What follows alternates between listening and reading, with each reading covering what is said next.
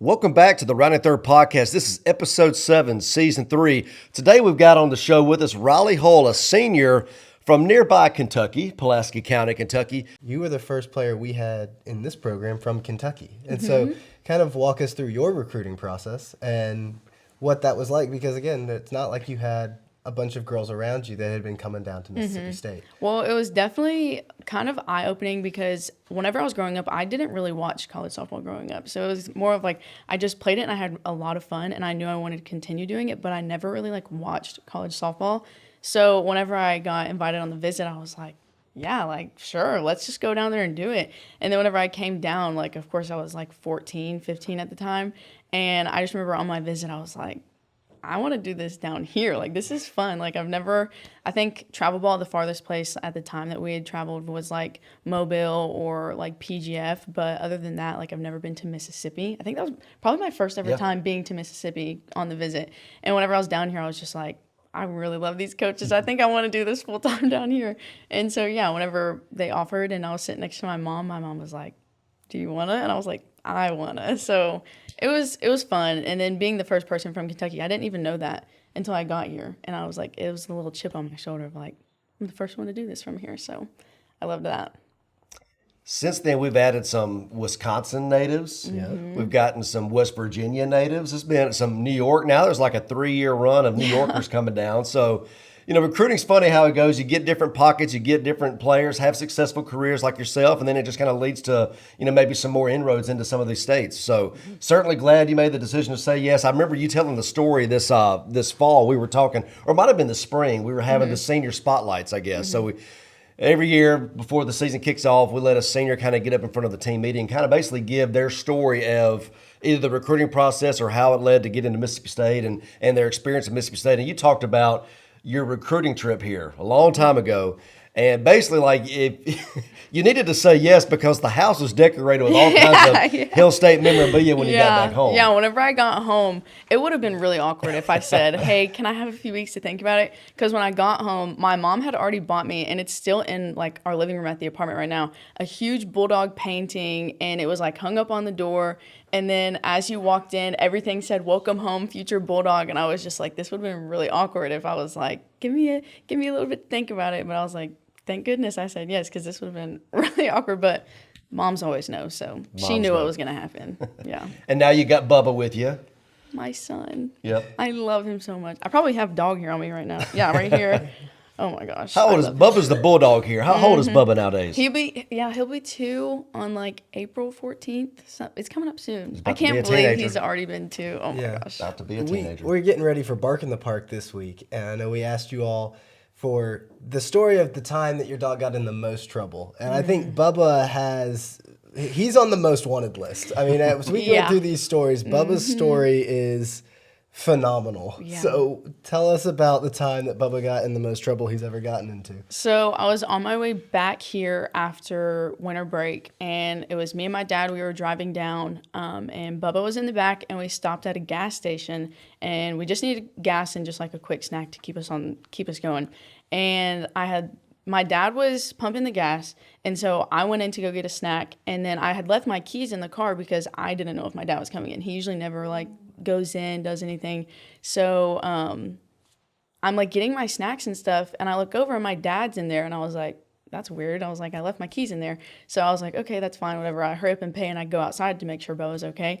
And I go to open the door, and he full-blown locked the door, locked me out of the car. I go running inside, and I'm like, Dad, please tell me you have the keys. And he was like, why would I have the keys? And I was just like, we're in some trouble. We're in major trouble. And meanwhile, it's literally 20 degrees outside. I'm dying. I have Goldfish trying to convince him. I made a TikTok about it. Goldfish trying to convince him, come on, touch this right here. Took us forever. We ended up having to call somebody. An hour later, they came. And they just unlocked it within 30 seconds. And I was just like, but that was the most frustrating thing I've ever been through with him, because I was just like, Papa, you're right here. Just move your paw 2 inches. And he just wouldn't do it. So I learned my lesson to take my keys out of my car every time I leave him in there. So there you go. Yeah. Bubba locking the owners out of the car. That was so frustrating. It's okay. Well, let's dive into it, T-Brett. So we're right about halfway through the season now. We've played for 7 weeks. If you count the SEC tournament, there's 7 weeks to go. A little more than halfway through in terms of games played, but weeks to go, about halfway. So at this midway point, what do you would say is kind of like the state of the program and maybe where are the areas to grow and focus points as we move into the back half? Well, it's almost the way the softball schedule plays out. You get 13 weeks to play 56 games. Our counterparts, baseball, gets 14 weeks to play 56 games. And it's so much a sprint. It seems like a sprint right out of the gate. You're getting a lot of games in early on, weekends where you're playing 5 in a weekend. You got midweeks too. There might be a week where you get 6, maybe 7 games in. So you're getting a lot of volume of games and not really a whole lot of preparation per se in between games. You know, now that we're in the SEC slate, you get a little bit more time to dive into film on other teams, a little bit more time to practice some fundamentals. So it's almost, in a lot of ways, after the bye weekend this weekend at Northwestern, you get back, we have a midweek this week with Southern Miss, one more midweek with Central Arkansas, and then the rest is just the SEC slate. So you're able to kind of get back into some things that you want to work on, make sure that you can stay sharp with the focus and just the fundamentals, the base running, reviews. We had a good review the other day with you. Just some things that you don't necessarily get to hit on toward the end of February and early March. I would say health is a big thing. We've been knock on wood. The girls have stayed pretty healthy so far. I think that's a tribute to Marcy and our training staff, Macy and the athletic training department too, and Sean, of course, our nutritionist. I speak highly on them just about every time on the show and the job that they do to help keep us in the best shape we possibly can be in. But all in all, I would say we're in a good spot right now, poised to finish this next half of the regular season, which is just basically all the SEC games coming up for us. Yeah, and you mentioned it was SEC bye week, so not going to have a lot of SEC competition to talk about this week, but really the big inning was kind of the theme of the week. We were talking about that before the show. In 4 games, had 3 of them where we batted around in an inning and kind of really set the tone and took control of the games with those innings. So let's start with UAB, where it was the first inning right out of the gate. Sierra Sacco had a double and a triple before we had even gone out to play defense yet. What does that do for the team to get out to that quick start? For me personally, I think it just gives everybody that confidence as soon as they go up to bat. Because as we said, Sierra has video game numbers right now, so whenever she's getting on, we're scoring. It's just if she doesn't get on and she doesn't score, then it's rare. And so every time she gets on, we're about to take a lead, we're about to go up there loose, confident, and you just know it's all hitting is contagious. So every time she gets a hit, it just slowly trickles down. And yeah. And that game also saw Jessie Blaine join the home run club. It's kind of been a long awaited this season. I know she had a lot of big power numbers coming into the year, but how good was it to see her kind of get one out of the yard and then turn around again this weekend and do it again? Yeah, it was big for that. She's been so close, and she has unbelievable production for her. She's drawing a bunch of walks. She has a lot of RBIs, hitting for a good average too. Really doing a lot of things that maybe in the scorebook doesn't necessarily get highlighted, but doing things to move runners and get us in positions to score. And she's had a couple of hits where the favorable conditions were not in her favor. The wind blowing in from left or something like that. She had one earlier this year off the bat we thought was going to be way out. It wound up hitting off the top of the fence due to the wind coming in. So, sometimes you're kind of at the mercy of the conditions as well. But she's really stung a lot of balls hard for us, has a lot of extra base hits for us too. And that's really kind of something she did right out of the bat for us last year, coming in year 1 with us. And she's kind of keeping it going back there too. And I think something that she's done a tremendous job too is her leadership behind the plate. I think what she's been able to do with Raylan, Delaney, Sosa had some great numbers this weekend at Northwestern. Just some things that she's been able to do kind of with the pitching staff and Coach T and everything else has really been good. The Rhodes House is never an easy place to play, and we talked about that last week, and I thought she handled that exceptionally well, especially considering that our pitch comms went out. Mm-hmm. If you were watching the game on TV, you probably had no idea that we were working without pitch comms, and Jessie was able to pick the system up real quick. She's going to be a lawyer. I mean, she's already passed her LSATs. I mean, so that she's pretty smart already. But to be able to kind of, hit the curveball, the proverbial curveball, if you will, and be able to get the pitch comms without the pitch comms and be able to relay the signs into the pitcher and that sort of thing. I thought that was huge for us, and not something that's easy when you don't do that every day. And kind of going back a little old school there, and she just did a tremendous job in a loud environment, a tough environment. And, I think that's just where, 4 years of senior leadership really plays off. And you've known Jessie for a long time too. So certainly no shock for you to be able to see her kind of handle that leadership role there. But it's good to see the long ball starting to get back going again for her. All right, so to talk about Jessie some more, Mississippi State has 6 pickoffs. That's as many as the rest of the SEC combined. Jessie has 5. Ella has 1. It also ties our school record for the most pickoffs we've ever had in the season. And the most recent one, I know you were really proud of. You made me clip the play and send it to you. So walk us through that most recent pickoff there at UAB. So the one at UAB was just like a regular throwdown. Jessie gave me her signal, and she threw it down, and the runner was safe. So it was one of those where you kind of have to take a step back and see what they're doing. And as soon as she stood up, her hand came off the bag as she was going to step forward. And I've always wanted to do this. So I always stand behind them just a little bit. And as soon as her foot came off, I hurried and put my arm out. And I knew she was out. But at the time, I didn't know if we had replay or not because we were at UAB. It's a midweek. We hadn't really talked about it. So I'm sitting there and I'm like, what do I do? Because I know she's out. But the umpire had just a really bad angle. He was behind her and all this. And so I'm looking over at the dugout I was like, I swear she's out. I know she's out. And so I remember hearing T-Rat being like, Riley, did you tag her? And I'm like, yeah. And then Ricketts is looking at me and she's like, are you sure? And I'm like, yeah. And so they're like, okay, we'll replay it. And I was like, heck yeah, because I knew she was going to be out. And the worst part was, though, that was my friend because Bella, we played for the Bolts together. So as soon as we went through the line and everything, she hit my hand and she was like, Riley Hull. And I was like, I'm sorry, but I've always wanted to do that. And I hated it was her that it happened with, but at the same time, it made it a little more memorable that it was my friend that I tagged out. But that was awesome. It was fun. I hope I can do it again.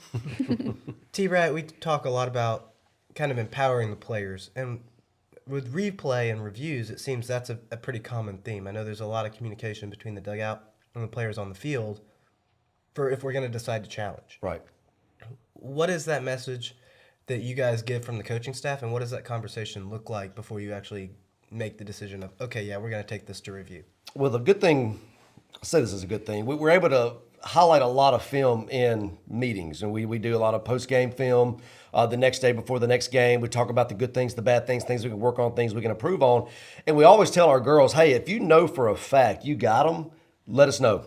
Give us the hand sign to review it. Because a lot of times a shortstop, they know they got the tag down before a girl's hand got in. Or a first baseman knows, hey, they secured the ball before the person's foot touched first base.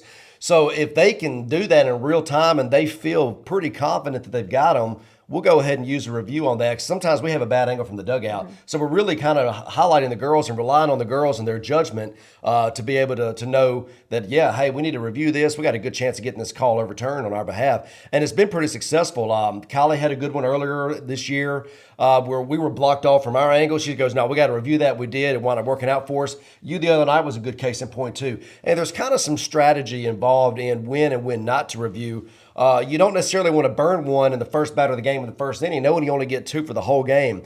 I wish we could do it like the NFL where you get the 2, but if you get one of them right, you get a challenge bag. That would be that would make us want to use them a little bit, maybe more than we probably do already. We had to use one early in a game against Sacco the other day at Northwestern. She was safe by a pretty wide margin in today's standards. So you kind of bummed that you had to burn one right there, but we did to keep the inning going, and it wound up working out for us. But having the 7th inning of this game, we haven't used any yet. Riley's pretty adamant about, hey, we got her. So we went ahead and rolled the dice and got it. And that was the only time we got Wiggins out. Yeah, I know. She's so because Wiggins was on the bag all four at bats that game. So they wound up being a big out for us. Raylan did a good job coming in, kind of closing the door, getting the 6 out save for us there too. So it was a big out in the game for us in a pretty tough environment at UAB. All the midweeks are. I know Southern Miss has already sold out the midweek coming up here tomorrow down in Hattiesburg. So always good to go on the road and get that done. But that was a key play in the 7th inning for us to kind of keep them off the board. Yeah, and also in that game, flip side of the running game is that you picked up another stolen base. So let's go. Riley Hull came into this season with 4 career stolen bases. Riley Hull has 7 stolen bases in 2025. So where did the speed come from? I got the confidence from like as soon as T-Rat gave me the first steal sign, I was just like, okay, I can do this. I can do this. And as soon as you steal that first base, I don't know, there's something that like lights under your butt and you're like, I can do more of that. And so whenever I do get the steal sign, it's like a blackout and I'm just like, get there, get there. And then as soon as I'm on there, I'm like, oh my gosh, I did that. And so I'm ready to get 15 on the year, so keep them coming, T-Brad. All right, we can do that. There's a lot of art that kind of goes into it. The right pitch, the right situation, the right scenario, the right batter. There's a lot of times you're in motion where you may not actually get a stolen base because somebody hits behind you, or it's a hit and run, or a run and hit, or one of those types of things. But one of the big factors is the ability to slide, the ability to evade a tag. And I think being head first, you do a good job of going in head first. It gives you some ways to kind of get your hand around a tag and that sort of thing. And that's been key for us. You get a good jump. Your timing is impeccable, and again, we get the chance to replay this in our film room all the time, and we show our base stealers, hey, we were a little bit late, we were a little bit early, we were right on time. We really try to do a good job of highlighting that, and you're one that every time we show that, your timing is like perfect. You're coming off the bag at the release point, and it's like perfect timing on that, and also the ability to get in there and get your hand in the bag is huge for us too, and you see this a lot where somebody might have gone in feet first and they're out by 3 inches, where if you'd have gone in head first, you probably would have been safe, and certainly works to your advantage. And we've had some really good opportunities with you stealing this year. It's created some runs for us. It's been a big part of your game. We're certainly pleased with the base stealing production that you're giving us. Keep them coming. When you get additional runners that have that tool in their bag, what flexibility does that give you as a coach offensively to find, like you said, new ways to score? Because we talked a lot before the season. We did not think this was going to be a team that was hitting the home runs at the rate that they are. Now, that's a lovely thing, and we are all for the 46 home runs, but I think the offense is more of a threat because it's not just the home run. You're able to do a lot of other things. Yeah, you're right. It leads to, you get runners in score position, it leads to more opportunities where, maybe a CNI single now scores a run where otherwise you would just be first and third in that spot. So I'd be curious to see at the end of the year what the total runs are versus previous years that have hit maybe 70 or 75 home runs, because I would venture to say that the ability to steal bags and get more runners in score position probably leads to more runs overall as opposed to just the 2-run or the 3-run homer or something like that. So be curious sample size when we get done to kind of see where we are with that. I think in a perfect world as a balanced offense, and talking about slugging percentage, we're one of the top 5 or 6 slugging teams in the SEC, one of the top 4 or 5 home run teams in the SEC, one of the top 4 or 5 doubles teams in the SEC. We had a lot of triples this weekend too to bring our triple total up. So you're getting runners in score position a lot. So it looks a lot different for a lot of different teams. In a perfect world, a 60-60 kind of team would be awesome. A team that hits 60 homers and gets 60 bags. I think we're probably on some form of a pace for that right now. We're probably approaching 40 bags. So far, we've got a little over 40 home runs, so pretty even in that category.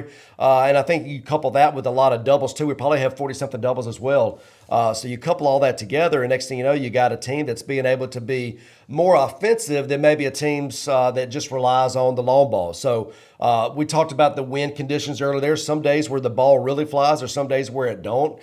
We went into Clearwater where we hit maybe 1 the whole tournament.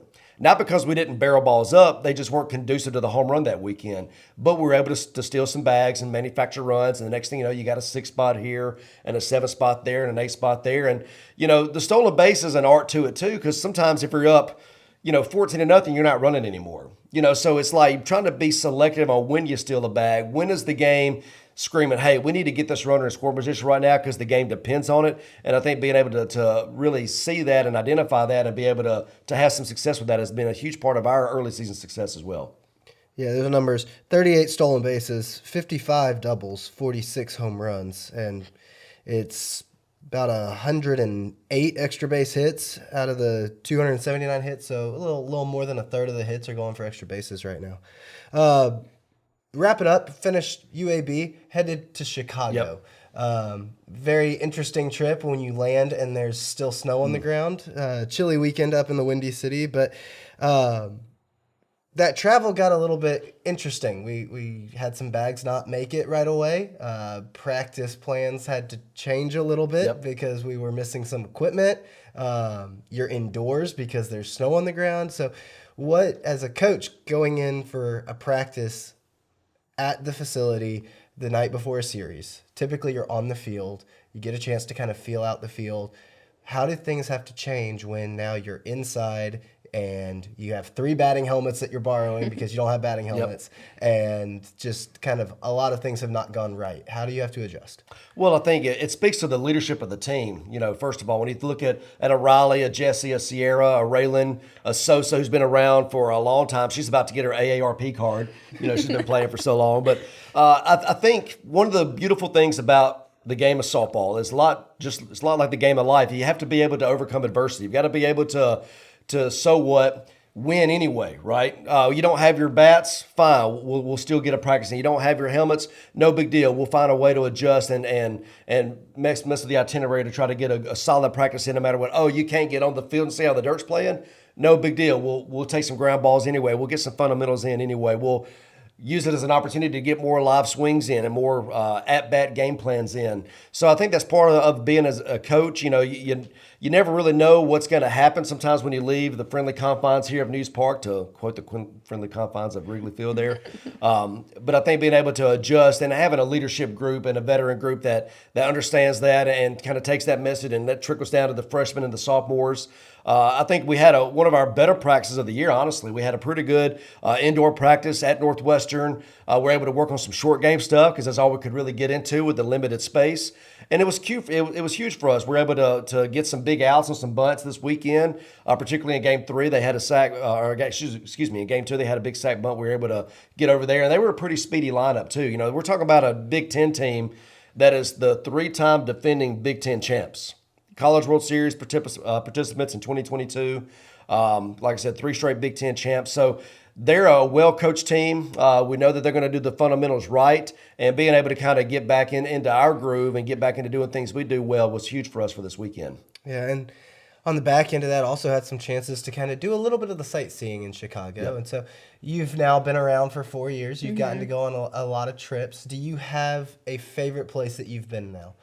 Honestly, that was probably in my top 2 or 3. I just love big cities. I'm originally from Louisville, so I've always been a city girl at heart. So just to go to Chicago, and I got to go with my mom and some of her friends that she's met through work, and got to just we took the L. I didn't even know that was a thing, which was the train above ground instead of under. And we ended up taking that into Chicago and going and seeing everything. It just felt like it wasn't even real. It was crazy. The buildings there, just you look at them and you're like, there's no way people live here. It seems impossible compared to our small town here. But yeah, this was probably a top 2 or 3 place because it's something that you see in the movies. So when you finally see it, you're just like, oh, this is real. This is a real place. So, yeah. Okay. Well, let's dive into the games in Chicago. So, Game 1, 14-0 run rule win, 10-run 4th inning. We talked about the big runs, those big innings. So, the midweek, it was Sacco that was a home run shy of the cycle. And then on Friday, it was Nadia that was a home run shy of the cycle. And so, we've seen a lot from her where maybe if Sacco's not going or if people are not giving Sacco pitches to hit, Nadia gets the opportunity and kind of makes them pay. And then the home runs came back. And so you had the grand slam from Kylie. We talked again about Jesse hits a home run on Saturday. Morgan Stiles had a home run. Kiara Sells had 2 absolute missiles. Moonshots. I don't know. So Kiara Sells is now the 12th player ever to put a ball on the roof in left field there of their basketball gym. When you saw the ball leave the bat, did you think it was going to be on the roof? No, I was in the positivity pot, so fourth batter, and so I see the ball leave her bat, and I'm like, oh, that's a home run. So I hurry up and grab my helmet so I can go up, and as I'm walking up to stand by Ricketts, it's still in the air, and I'm literally and then it hits the top of the roof, and the whole dugout just went silent because we were like, what? We were like, how did she, I don't understand the power. I wish I was just a huge home run hitter. And I love my singles and doubles, but to hit a ball that far, I was speechless. I had no words for her. I just gave her a high five, and I was just like, you keep doing you, because I don't know how you just did that. Genuinely, it was crazy. You had a great view of it did. being out there at third base. What was your take on the roof ball? You know, it was again, we're in the Windy City, and this field kind of played weird with the wind. The day before was really blowing out hard to right, but Sacco hit one that should have been well out to left, and the wind just killed it. I mean, it looked like a lob wedge. It hit and almost had backspin, which I've never looked really like it seen hit on a a wall. ball. It looked And- like it hit a wall. Yeah, the left fielder too. The left fielder went right to the wall, and it came back 10 feet in front of her. Like it was the most random single I think I've ever seen. So really unique swirling winds in left field, particularly. So when Key hit hers, I thought off the bat it was for sure going to be gone, but I wasn't quite sure how the swirling winds off that basketball gym was going to play. And I guess when you hit it that high and you hit it that far, to quote Major League, I mean, it really didn't matter. It was it was quite the spectacle, and Key is not the biggest kid either, you know. But from a pound to pound, she's probably the pound for pound, probably one of the most explosive kids we've ever had come through our program. And this ball went, I don't know, if we had the Yacker Tech, it probably would have just said we went far or farthest, like one of our ones earlier this Really year. far. But it had to be a 300-plus foot shot. I mean, it was impressive. I think it just took the air out of the stadium. Even Northwestern fans, I think, probably wanted to applaud that because it was quite the home run. I don't think I've ever seen one go quite that far. Folly Lou would probably give her a run for her money in terms of tape measure shots. Mia Davidson hit one years ago at Alabama State that almost hit our bus, and our bus was in the paved parking lot, which was like 60 feet past a ditch, which is like 60 more feet past the left field fence. And I thought that was one of the furthest balls I'd ever seen live until Key hit one the other night on top of the roof. And that was, I don't know if we'll ever see another one quite like that, but for only 12 ever at Northwestern, and again, this is a team that's been in the World Series a bunch. Only 12 players have ever done that, and Key was one of them on a day where the wind wasn't particularly blowing out either. It was kind of blowing out to right, not to left, and she kind of cut it through the wind anyway and put it well on top of the roof there at Northwestern. And it's funny because Key is probably one of the, at least on the field, quietest, most reserved players. So the dugout was going crazy because they're like, oh my goodness, this ball is on the roof.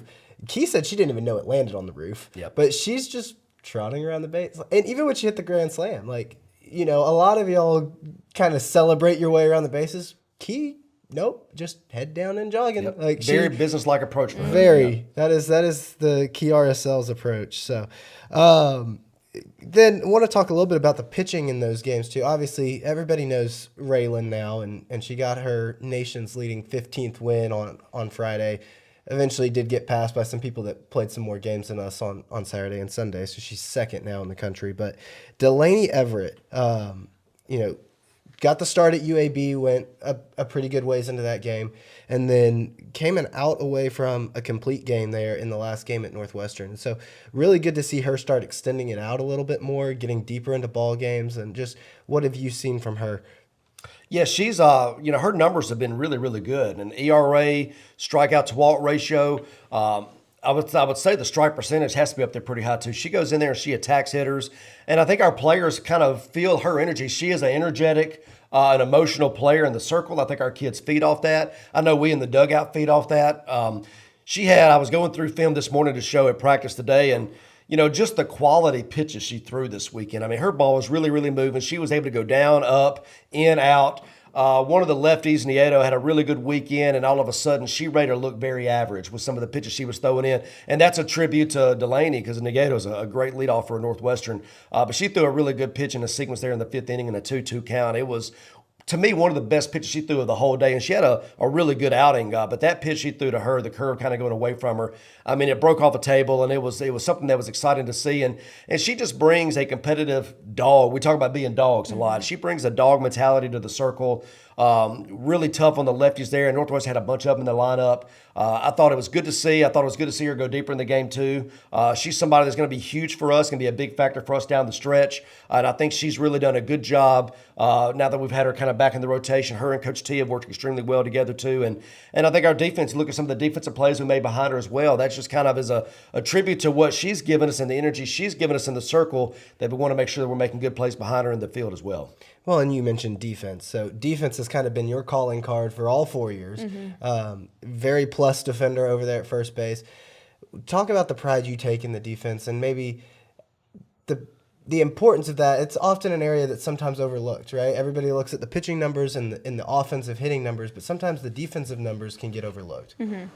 For me personally, like defense, obviously, like you said, has been my calling. I came in as a catcher and I loved catching, but then as soon as they gave me a first baseman mitt, and I think I played maybe first one time in travel ball, but as soon as I went over there, I was like, I can get down with this. I really like this. And it's just something that like you just need to be a steady base for everybody, especially first base. You're getting the ball almost every single play, and the trust that you need from your teammates and just like knowing that like they want to throw to me and they want to come to me is like so important to me. And especially behind our pitchers too. If I'm not the loudest person on the field, I'm doing something wrong. And that's kind of what I try to pride myself on, is the way I talk on defense, because even though I may not be doing the best hitting, like I want to go out there and I want my pitcher to know that I have their back. I'll be the loudest cheerleader for them. Like I want to be that person for them, that if they turn around and they throw a bad pitch or they get a call they don't want, I want to be the one they look to be like, gosh, like I can't do anything right, or this and that, or like I'm gonna get this next one. Like I want them to look to me to know that like I have their back and I'm gonna be there. They can hit the ball to me every time. I got their back. So yeah, and leadership has been another big key for you. You're the oldest player left on the team, the only one left from the super regional. You've kind of been there, done that. What experiences from your career have you been able to use this year with some of the younger players to kind of help teach them and be that leader? I think the biggest thing I've been able to help teach is, like we said, on defense, like learning how to just like flip the switch off of offense. I know it's really hard as a freshman. You come in and you're used to absolutely raking in high school or doing amazing in travel ball, and then you get to college and you're like, oh, this is harder than I was expecting. So it's really hard to kind of learn how to flip it to where whenever you get on defense, to flush it, get it behind you. And I feel like I've been able to put like Morgan Stiles and Z under my arm and be like, listen, you have 3 more years of this. Like it's going to be a long 3 years if we don't learn how to flip it and we focus on our teammates. And so I think I've been able to help my teammates and the younger ones learn how to be better teammates and just learn how to hold themselves with pride and gratitude for the moment that they're in at the moment, and just learning how to appreciate, even though something is not going their way, appreciate like what they have in front of them still and continuing to play for. So, yeah. Yeah. Big leadership words from Riley Hull there. T-Brat, it's time to round third. Yep. So our signature line here on the Round and Third podcast, Riley, as you will know, since you're one of our listeners back home always, when you're round and third, you're headed home. So we're kind of going to preview a little bit of what's going ahead for us this week. We alluded earlier in the show about the big midweek showdown with Southern Miss down in Hattiesburg. They've already announced a sellout crowd down there.